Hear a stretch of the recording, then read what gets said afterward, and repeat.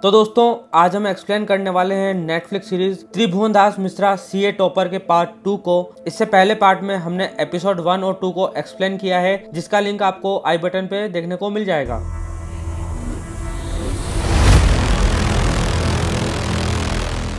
तो एपिसोड 3 की शुरुआत में मिश्रा बार बार उसी वेबसाइट पर चेक करता है कि उसे किसी का मैसेज आया है या नहीं। तभी उसके पास किसी का मैसेज आता है जो उसे कल मिलने को कहता है और मिश्रा भी मान जाता है। अब अगले दिन मिश्रा मिलने के लिए लॉज में आता है और कमरे में इंतजार करने लगता है। थोड़ी देर बाद में वहाँ पर एक लड़का आता है जिसका नाम विनीत होता है और हमें पता चलता है कि असल में मिश्रा ने उस वेबसाइट से एक मेल प्रोस्टिट्यूट को बुक किया था। यहाँ पहले तो लड़का मिश्रा को पीटने लगता है, लेकिन मिश्रा उससे अपनी परेशानी बताता है और कहता है कि मुझे आपसे एक्सपीरियंस लेना था और मैं इस फील्ड में कैसे काम कर पाऊंगा ये पूछना था। तब वह मिश्रा पर दया करके उसे कुछ टिप्स देता है कि तुम कैसे लड़कियों और औरतों को सेटिस्फाई कर पाओगे। साथ ही उनका यहाँ डील भी हो जाता है कि अपनी कमाई से थोड़े कमीशन वह विनीत को देता रहेगा। विनीत मिश्रा की इस काम में मदद करेगा। इसके बाद मिश्रा विनीत से सब सीखकर यहाँ से चला जाता है। इधर हम शंभू को देखते हैं जो आज राजा के राइवल एहसान से मिलता है और उसे भी अपनी पॉलिसी बेच देता है। यहाँ शोभा भी एहसान को मौत का डर दिखाकर सीधी बड़ी पॉलिसी लेने को कहती है और हम देख पाते हैं कि शोभा भी बातचीत में काफी तेज है। अब रात को जब मिश्रा उसी वेबसाइट पर किसी लेडी क्लाइंट के मैसेज का आने का वेट करता है, तभी उसके पास एक मैसेज आता है जो उसे कल सर्विस के लिए रूम में बुलाती है। अगले ही दिन मिश्रा वहां पहुंच जाता है। अब यहाँ पहुंचकर मिश्रा ने सोचा था कि वह सब कुछ आराम से कर लेगा, लेकिन यहाँ पर पराई लेडी को देखकर वह शर्मा जाता है और कुछ भी कर नहीं पाता, जिस कारण वो लेडी वहां से गुस्से में चली जाती है और कहती है तुमने मेरा टाइम वेस्ट कर दिया। फिर रात को जब मिश्रा सोने जाता है तब उसके पास अंशल का मैसेज आता है और वह अपने पैसे ब्याज के साथ मांग रहा था। यह देखकर मिश्रा टेंशन में आ जाता है और अगले दिन सीधा विनीत के पास जाता है और उसे कल क्या क्या हुआ वो सब बताता है, जिस पर विनीत उसे मोटिवेट करता है कि पहली बार सबके साथ ऐसा ही होता है, बस तुम अगली बार ये याद रखना कि मुझे कैसे भी जल्दी पैसे कमाने हैं, अपने आप तुम्हारी शर्म दूर हो जाएगी और हाँ, तुम्हें अपने साथ एक चाकू भी लेकर जाना चाहिए, क्या पता कोई लेडी कितनी खुकार निकल जाए। यह सुनकर मिश्रा अपने घर आते ही एक चाकू अपने पास रख लेता है। फिर घर पर मिश्रा को एक लेडी का मैसेज आता है जो उसे एक होटल में बुलाती है और मिश्रा भी वहाँ पहुँच जाता है और आज वो बिना किसी शर्म के इंटीमेट हो जाता है, जिससे वो लड़की बड़ी खुश हो जाती है और वो लड़की मिश्रा को पैसे देकर चली जाती है। घर आकर मिश्रा अशोक लता को पैसे देता है और कहता है कि मैंने अब सीए की कंसल्टिंग चालू कर ली है, इसलिए अब हमें पैसों की कभी भी दिक्कत नहीं होने वाली। इसके बाद हम राजा की दुकान पर दो पुलिस वालों को देखते हैं जो राजा से पूछ रहे थे कि गौर नाम का आदमी काफी टाइम से गायब है, जो शायद आपका दोस्त था। तभी राजा को गौर का फ्लैशबैक आता है जिसमें राजा ने उसे मार डाला था और राजा यहाँ पुलिस वालों से कहता है वो बस हमारी फेमस भुजिया खाने आता था, बाकी हम उसके बारे में कुछ भी नहीं जानते। तब पुलिस वाला हैदर अली कहता है कि हम सच तो जानकर ही रहेंगे और फिर वो दोनों यहाँ से चले जाते हैं। इधर हम मिश्रा को देखते हैं जिसके पास अब लेडी के मैसेज आते रहते हैं और वह जाकर अपनी सर्विस देता रहता था। ऐसा करके मिश्रा का काम काफी अच्छा चलने लगा था। सभी लेडीज उससे काफी खुश भी रहती थी, जिस कारण मिश्रा अंशल को उसकी पहली किस्त भी दे देता है और कहता है कि बाकी का पैसा भी आपको जल्दी मिल जाएगा। हालांकि जब रात को मिश्रा की बीवी उसके करीब आती है तो मिश्रा उसे मना कर देता है और बोलता है मैं बहुत थक गया हूँ, आज कुछ भी नहीं कर पाऊंगा। अब एक दिन जब मिश्रा एक लेडी को अपनी सर्विस देने गया तो हम यहाँ देख पाते हैं कि यह तो राजा की बीवी बिंदी है जो कि अपने पति से खुश नहीं थी। यहाँ पर बिंदी मिश्रा से कहती है कि क्या आप वो सब करेंगे जो हमारे पति नहीं करते। फिर बिंदी उसे एक गाने पर डांस करवाती है और फिर ये दोनों इंटीमेट होते हैं, जिससे बिंदी पूरी तरीके से सेटिस्फाइड हो जाती है। फिर जब मिश्रा वॉशरूम यूज करके बाहर आता है तो वो देखता है बिंदी तो उसकी बीवी का दिया हुआ केक खा रही थी जो उसे डिलीवरी पर देना था,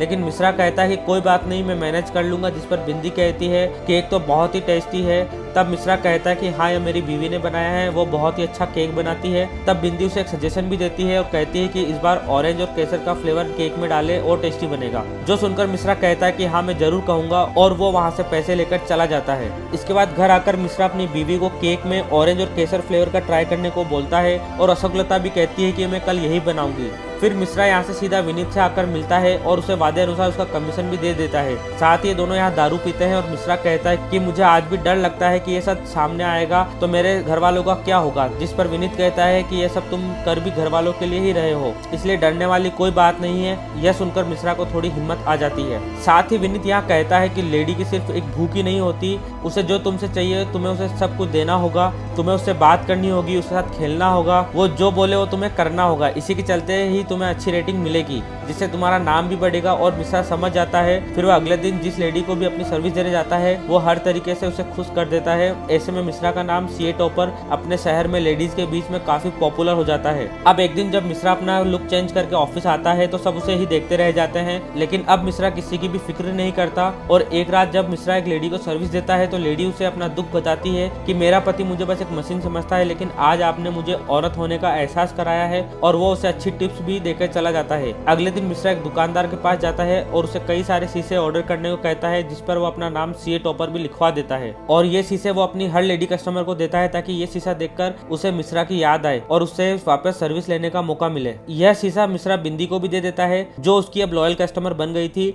मिश्रा उसका सजेस्ट किया और केक भी उसे लाकर खिलाता है, जो काफी अच्छा बना था। ऐसे ही करके मिश्रा की लाइफ काफी अच्छी चलने लगती है। जो उसके पास पैसा आता था वो उसे लोगों की मदद भी करता था। अब एक दिन हैदर अली को कहीं से टिप मिली थी कि एक जगह धंधा चल रहा है, इसलिए वहाँ पर वो रेड मारने आता है। जब ये लोग कमरे में झांकते हैं तो हमें पता चलता है कि असल में वहाँ तो मिश्रा ही एक लेडी को अपनी सर्विस दे रहा है। और यहीं पर एपिसोड 3 खत्म हो जाता है। अब एपिसोड 4 की शुरुआत में हैदर अली के सामने मिश्रा और वो लड़की बैठी हुई थी। तब हैदर अली लड़की को डांटने लगता है कि तुम्हें शर्म नहीं आती, पैसों के लिए क्या कर रही हो। जिस पर लड़की हैदर अली को ही सुनाती है कि पैसा मैं नहीं बल्कि ये आदमी लेता है ऐसी सर्विस देने के लिए। जो सुनकर सारे पुलिस वाले चौंक जाते हैं कि ऐसी भी सर्विस होती है क्या। फिर लड़की हैदर अली को कहती है कि ले देकर मामला निपटा दो, जिस पर वो भी मान जाता है और पैसे लेकर इन दोनों को जाने देता है। अब जब मिश्रा अपने घर आता है तो काफी ज्यादा टेंशन में था कि आज अगर पकड़ा जाता तो काफी बदनामी होती। हालांकि वह मूड सही करने के लिए अपने बच्चों के साथ मूवी देखने चला जाता है। तभी मिश्रा के पास अंशल का मैसेज आता है कि आखिरी किस्त कब दोगे, और मिश्रा फिर से टेंशन में आ जाता है। फिर अगले दिन जब ढेचा राजा के घर चेकबुक लेने आता है तो बिंदी घर पर नहीं थी और ड्राइवर बताता है कि आजकल भाभी अकेले ही बजा जाती है। यह सुनकर ढेचा को शक होता है कि भाभी आजकल जा कहाँ रही है।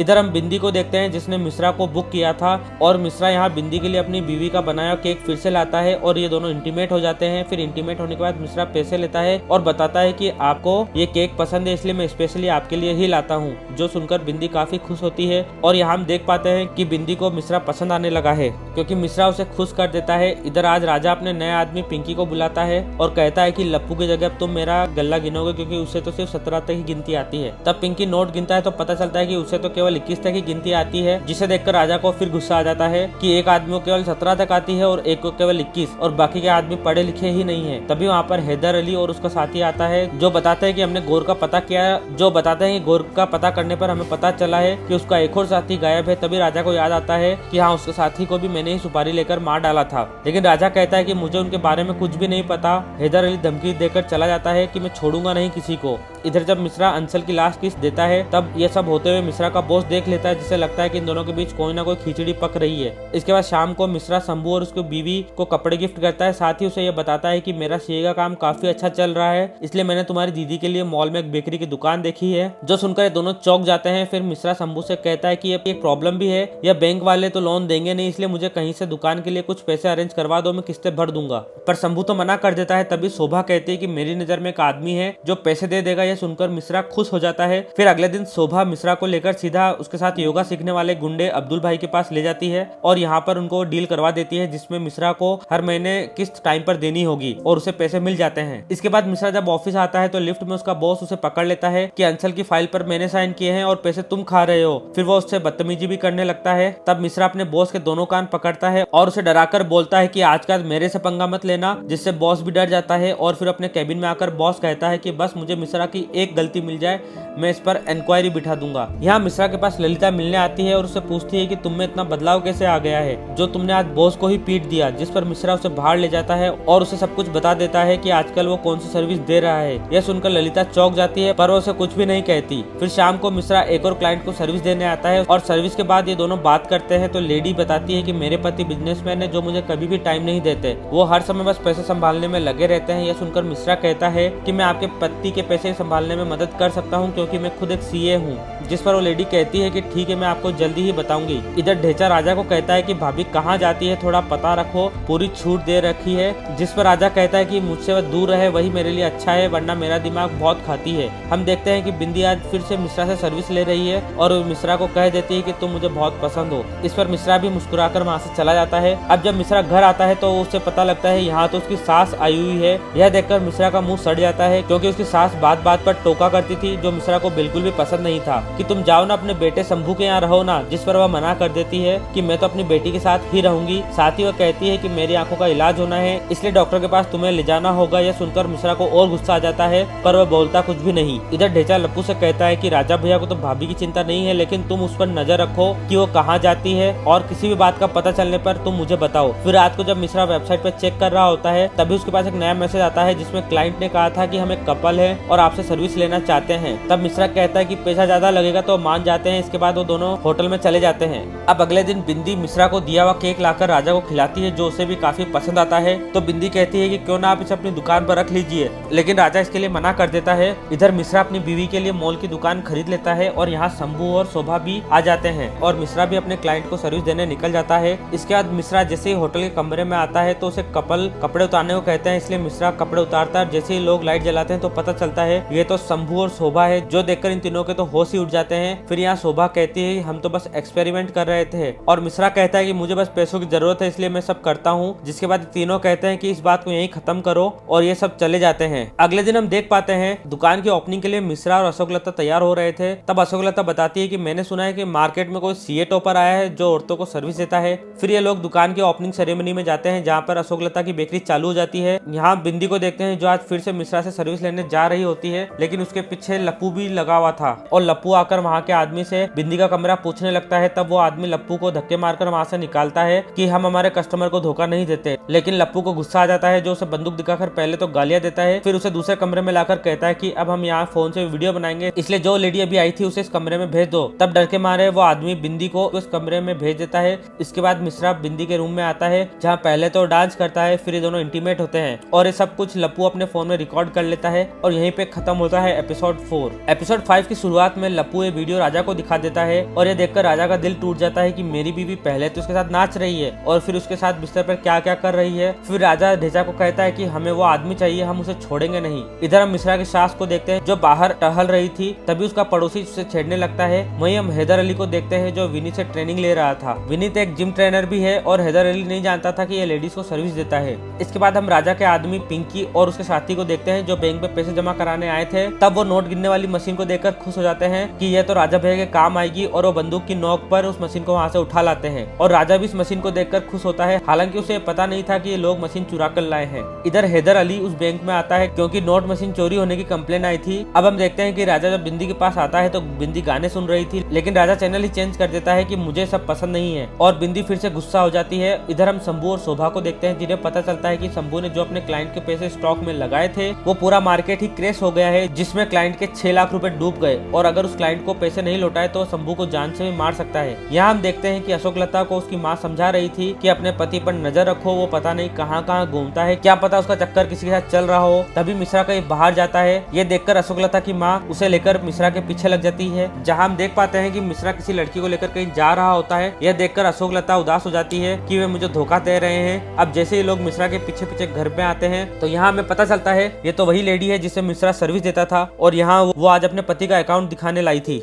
यह देखकर अशोक लता के तो होश उड़ जाते हैं कि मैंने फालतू ही इन पर शक किया। फिर रात को अशोक लता मिश्रा से शक करने के लिए माफी मांगती है, और मिश्रा बातें बनाने लग जाता है कि आजकल मुझे बहुत काम रहता है, इसलिए मैं तुम्हें टाइम नहीं दे पा रहा हूँ। जिस पर अशोक लता भी कहती है कोई बात नहीं, वैसे कल तुम्हें माँ को ऑपरेशन के लिए लेकर जाना है। मिश्रा भी कहता है कि ठीक है मैं ले जाऊंगा। अगले दिन हम मिश्रा को बिंदी से मिलने उसी लॉज में आता हुआ देखते हैं। यहाँ मिश्रा बिंदी के लिए केक भी लाया था। तब वो देखता है कि बिंदी काफी उदास है। तभी यहाँ पर पीछे से लप्पू आ जाता है। फिर वो ढेचा को फोन करके बता देता है कि हमने भाभी और उसके आशिक को पकड़ लिया है, तुम जल्दी भैया को लेकर आ जाओ। लप्पू कहता है कि जब तक भैया नहीं आते तुम हमें यहाँ डांस करके दिखाओ। तब बंदूक की नोक पर मिश्रा डांस करने लगता है और लप्पू मिश्रा का लाया हुआ केक खाने लगता है। यह देखकर बिंदी लप्पू पर हमला कर देती है कि मैं इनसे प्यार करती हूँ, इन्हें कुछ भी नहीं होने दूंगी। इस दौरान इनके बीच काफी लड़ाई होती है। वहीं बिंदी के सिर पर लगने से वो तो बेहोश हो जाती है, और मिश्रा अपने पास रखे चाकू से लप्पू पर हमला कर देता है और लप्पू मिश्रा को खूब मारता है। और दोस्तों इसी सीन को हमने एपिसोड 1 की स्टार्टिंग में देखा था। तभी मौका मिलते ही मिश्रा लप्पू को अपने चाकू से मार देता है और खून देखते ही वो खुद भी बेहोश हो जाता है। फिर जब बिंदी को होश आता है तो वो मिश्रा को उठाती है और यहाँ मर्डर देखकर मिश्रा को तो समझ ही नहीं आता कि उसने क्या कर दिया। फिर वह जल्दी से विनीत को कॉल लगाता है